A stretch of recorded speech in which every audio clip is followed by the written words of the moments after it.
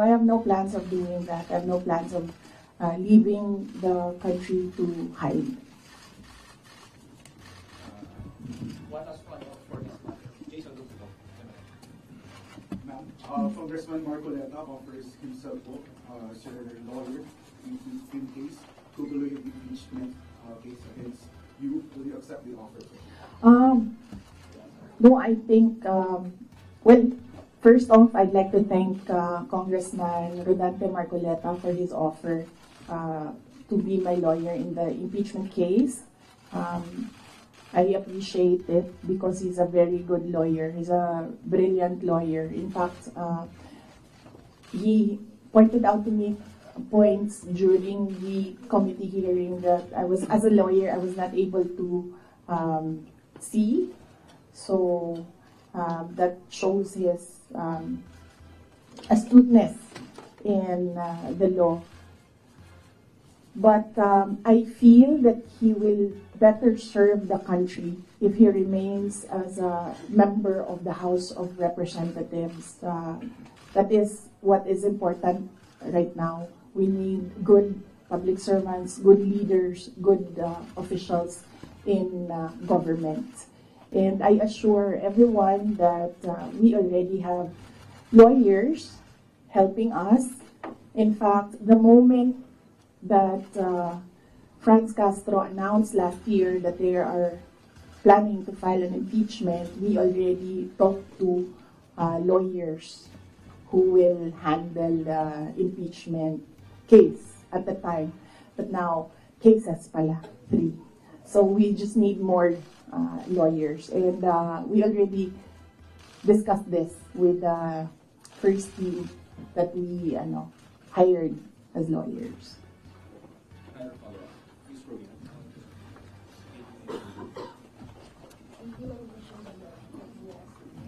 Yes, ma'am. I just want to ask how are we preparing, or what are our preparation, and how are we getting to respond to that impeachment for the worst case? Oh, okay. Yes, ma'am. So, very recently, we had a meeting with the lawyers, and what was discussed there was the arrangements, because we needed more lawyers. We are expecting another impeachment case now, so this may be 3 impeachment cases. So, and then we will await an official copy of the articles of impeachment so that they can prepare the defense. We already have advanced copies of what is filed in the House of Representatives, and they're starting preparatory works right now. Sorry, sir.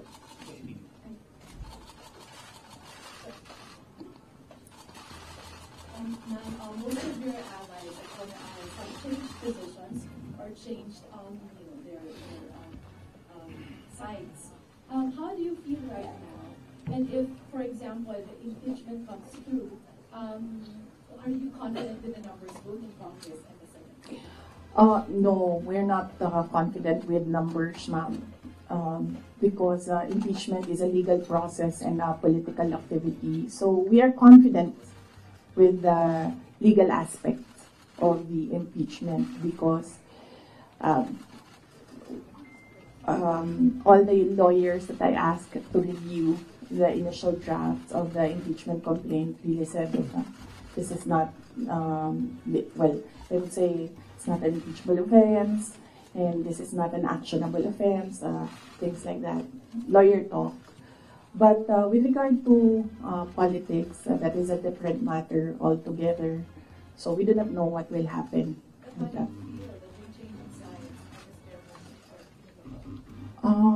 Well, that's politics. They always say that there are no permanent friends and enemies in politics. So it really depends on the person, on the politician, what path he will choose. Hi, ma'am. Related to the worst case scenario. Yes. The House and Government Committees said that they are eyeing the possibility of filing plunder, technical malversation, and falsification charges among others against you and several other officials of the OVP and formerly the DepEd in relation to the alleged misuse of the confidential funds. Have you discussed this already with your legal team, with any of the lawyers, and what can you say that it's a very heavy case plunder? Yes. Yes, oo. We have an inventory of possible cases to be filed because right now it's only the 2 impeachment cases that are filed with the House of Representatives. All the other cases, we have a list, we have an inventory, and we have lawyers assigned for each case. Usually cases that are similar, we assign it to one lawyer. And then other cases, we assigned it to other lawyers so that we ensure that all the cases have lawyers focused on each case.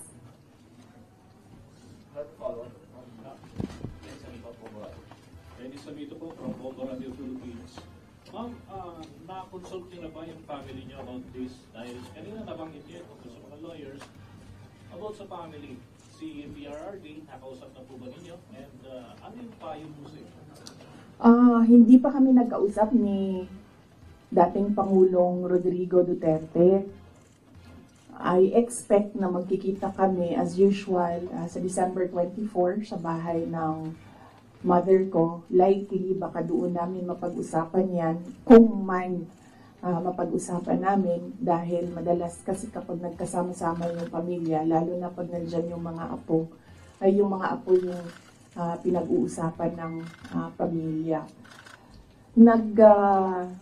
Nagsabi si Pangulong Duterte na magpapadala siya ng pera para sa pambayad daw ng mga abogado kasi alam niya na napakaraming mga abogado ngayon ang kinuha para sa iba't ibang mga kaso.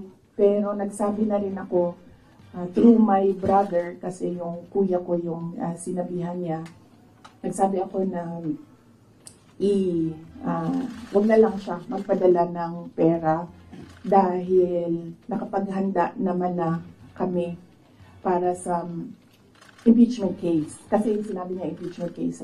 So sabi ko nakapaghanda kami sa impeachment case kasi nga last year nag-announce na si Franz Castro ng impeachment. So the moment na sinabi yon and the moment na nakita namin na tuloy-tuloy yung attacks against me, ay naghanda na rin kami para sa mga abogado.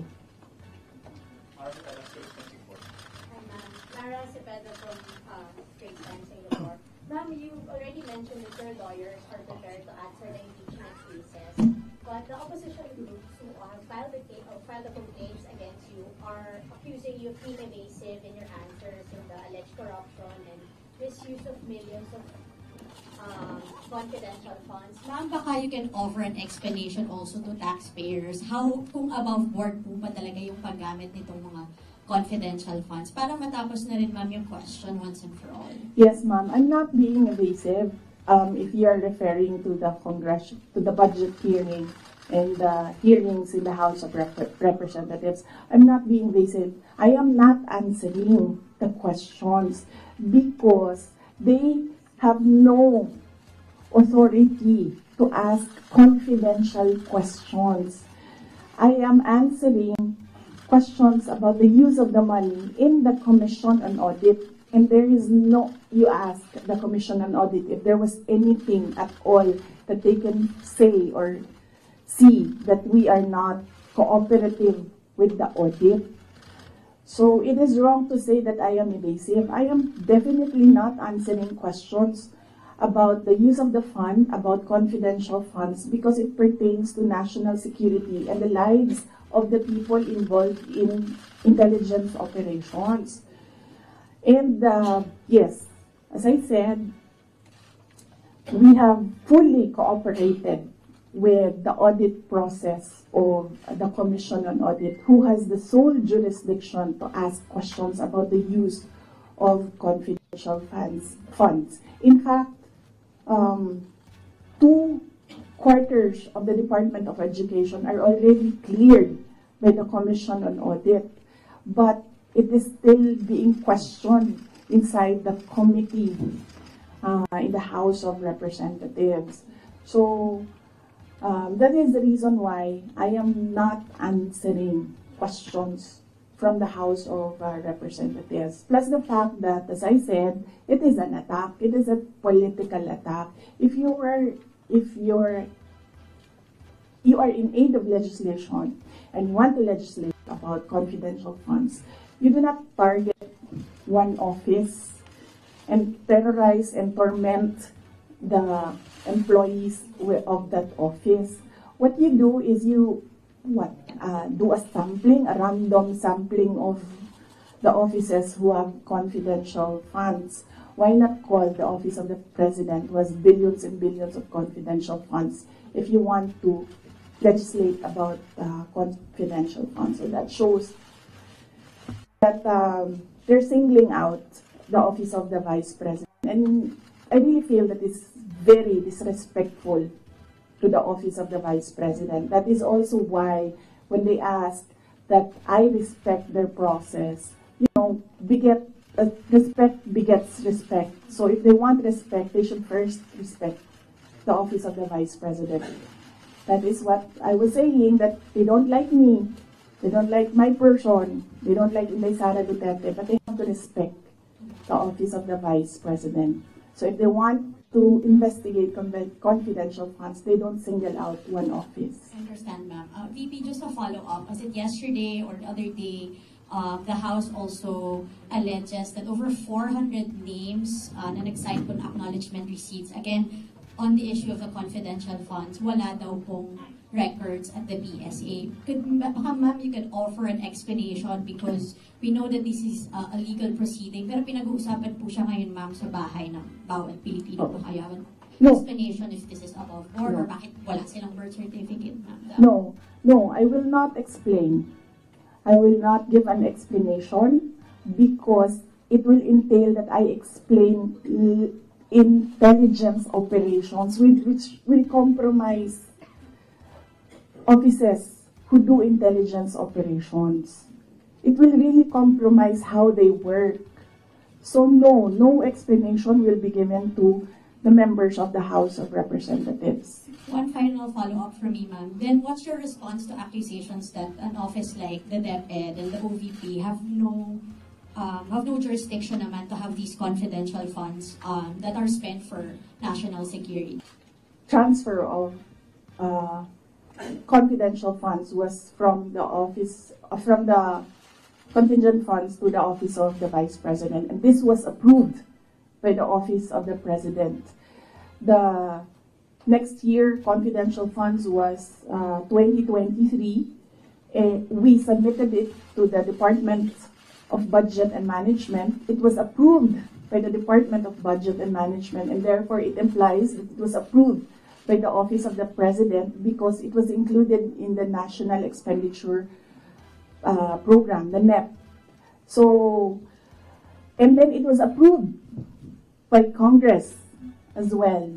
The only reason why we did not use the confidential funds in the fourth quarter for both offices because I was already flagged by a friend inside the House of Representatives that they will attack you using confidential funds. So yes, it was duly approved by the Office of the President and both houses of Congress as well as because it was included in the General Appropriations Act. So it was not, we presented it, we defended it, they approved it. We used it, and then the question on utilization is under the Commission on Audit. That is how the system works. They cannot use or they cannot twist the system according to their personal interests. Really, all these circumstances and events happening surrounding the office of the Vice President is a race to the presidential election in 2028. Unfortunately, they are attacking the office as well. So, dyan ako medyo, and the personnel of the office of the Vice President. So, dyan ako medyo pumapalag. Wala namang problema kung atakihin ninyo ako kasi politiko naman talaga ako. Pero may problema ako pag inatake yung opisina at yung mga kasamahan ko dito sa opisina ng pangalawang Pangulo na nagtatrabaho lang. Next question, Brother Bilyong, Al Jazeera. Good afternoon, Madam. Good afternoon, Madam Vice President. I'm just going to pick up on Mara's line of questioning. You said, and I understand your explanation about these confidential funds haven't been approved by several layers in the government. But maybe just to go back to the basics, if you can explain to ordinary Filipinos why the Office of the Vice President needs confidential and intelligence funds. Okay, yes. For the Office of the Vice President, it's not the first time that the office has granted confidential funds. During the time of Vice President Binay, the office was already given confidential funds. The confidential funds we use in relation to our work and national security. All the projects and the programs of the Office of the Vice President target poverty alleviation. There is a direct correlation between poverty and national security. So what we do is we want to target the areas where we put our projects so that we achieve peace and order, security. So we don't want to our projects put in areas where it is not needed for poverty alleviation. So we want to prioritize the areas. And the only way to do that is to use confidential funds to purchase information. So where are the target areas? We need that so that our projects will serve these areas. So that's why we needed the confidential funds. In the Department of Education, there is a correlation as well of the education and national security. In fact, that is one of, there is a correlation as well of education and national security. There are so many threats to education, not just insurgency, and threats to Department of Education personnel and students as well. And we wanted to target projects of the Department of Education as well in the most vulnerable areas and schools. That is why we needed confidential funds. It's all about national security. And the position of the Office of the Vice President and the Department of Education is that national security is a holistic concept. It's not just one, like territorial defense, sovereignty. No, national security is about food security. It's about quality of education. It's about poverty alleviation and everything else that we need to do as a country to get us out of this poverty rut. Right. But you are in the NTF-LCAP, so couldn't have your offices work with the NTF-LCAP as well as other government agencies that actually have national security mandates? In the NTF-LCAP, they are only about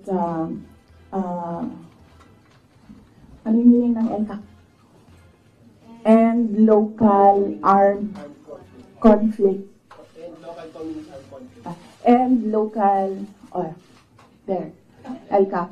So that is very specific to that local conflict and communism.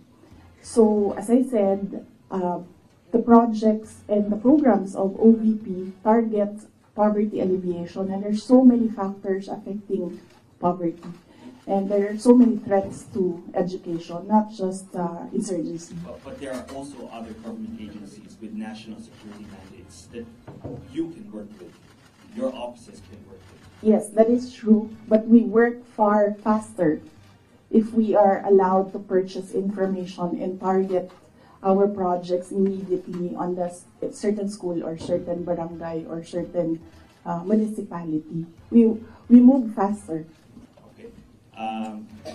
Going back to the confidential funds, that was also about confidential funds, but the names that are being verified by the Philippine Statistics Authority, I know you said that you can't explain because they're confidential in nature, but maybe just a yes or no, because other names have cropped up. Aside from Mary Grace Piatos, we have Chippy McDonald, Fernando Tempura, Carlos Owishi, Raymunda Nova. These were mentioned in a column at the Philippine Star, and Joel Chua, Congressman Joel Chua was quoted. Are yes or no, are these code names? Nakalimutan ko yung sagot ko. Sandali. I cannot explain confidential funds because it will entail explaining intelligence operations. And there is a law that prohibits officials who gathered information because of their office to divulge it in public. So it's the Anti-Graft and Corrupt Practices Act. There is a specific provision of law. You cannot divulge confidential information that you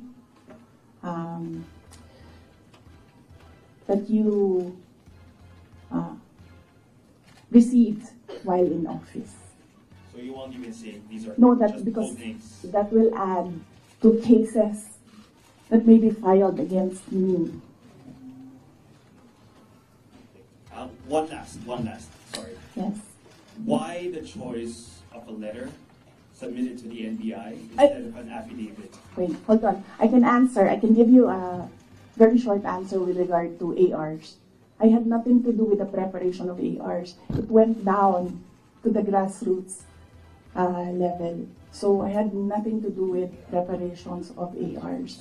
I was up here in the structure and money went down for information. So you have no knowledge why all these names were used in the acknowledgement receipts? In the first place, we do not even know if these are ARs which came from DepEd or OVP to COA, because there's a chain of evidence supposedly. In law, there's a chain of evidence, handling of evidence. So right now, nobody can really answer that because nobody knows if these ARs are true. Because we don't know if it came from us. That's what they're saying. That's what they're alleging. Yes, that's what they're ARs saying. Came from the OVP, submitted to COA. Yes, but there is a legal process in the custody of evidence. So right now, we really cannot say if the ARs came from us, because the ARs that are with us has not been checked with the ARs that are with them. You're denying that the ARs came No, from I'm just saying that we do not even know if the ARs with us are the ARs that are with them, because the ARs from the field, going to the office, going to COA, that's not how you do legal work. It's not how you do legal work. There's a very stringent process in evidence. That is why even if there is no law prohibiting a person from divulging confidential information, person cannot answer that because we do not know if that paper that they're holding was a paper that came from the OVP and DepEd. Because there was no marking of exhibits. That was what I was telling Congressman Chua. You cannot ask the OVP personnel to say yes or no to an exhibit that was not marked as real and true, as correct, and as a faithful reproduction of the evidence of the office. So would your offices then be willing to certify it? No, because there is no question about that from the Commission on Audit. It's only a congressman saying that this paper and asking what is this paper about. There is no case, and that is to ask that about the paper is the sole jurisdiction of the Commission on Audit. So then if the Commission on Audit asks, That is what I was saying. We have been fully cooperative with the Commission on Audit. Everything that they asked for, we submitted. That is why there was a partial disallowance only. And even then, we are not yet finished with the process because we can still submit documents that are required by the Commission on Audit. That is the problem right now. As I said, they are doing work that that is not under the mandate of the House of Representatives. They cannot audit. They cannot question at all. They cannot make me answer and say that we represent the taxpayers and you have to answer. No, I will only answer to the Commission on Audit because that is the body who can ask us questions about the fund use. Next question. Cut to me to ABS-CBN. Afternoon, ma'am. Ma'am, on the issue of your budget not being reinstated or restored, your reaction first on the decision of the bicameral conference committee? Well, we do not expect anything about the budget of the Office of the Vice President anymore. As I said,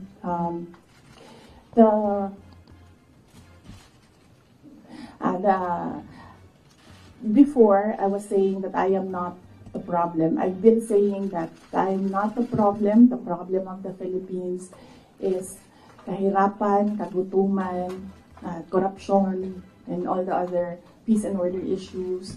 But it is clear right now that they consider me as the problem already. So I will not help them solve the problem. Ma'am, a follow-up question. It's nearly January already. Your office will be filing a new budget request for 2026. How much do you intend to ask from Congress for 2026? We've not discussed that. We need to wait for the budget call because the budget call outlines the rules of your proposal for budget for your office. So we need to read the budget call before we can sit down and discuss a budget proposal for the Office of the Vice President. Ma'am, but top of mind, are you still considering to hike the 733 million, or will you be happy operating on the same expenses in 2026? I cannot answer that because there are rules. They usually put conditions in the budget call, and we really need to read the budget call to draft a proposed budget.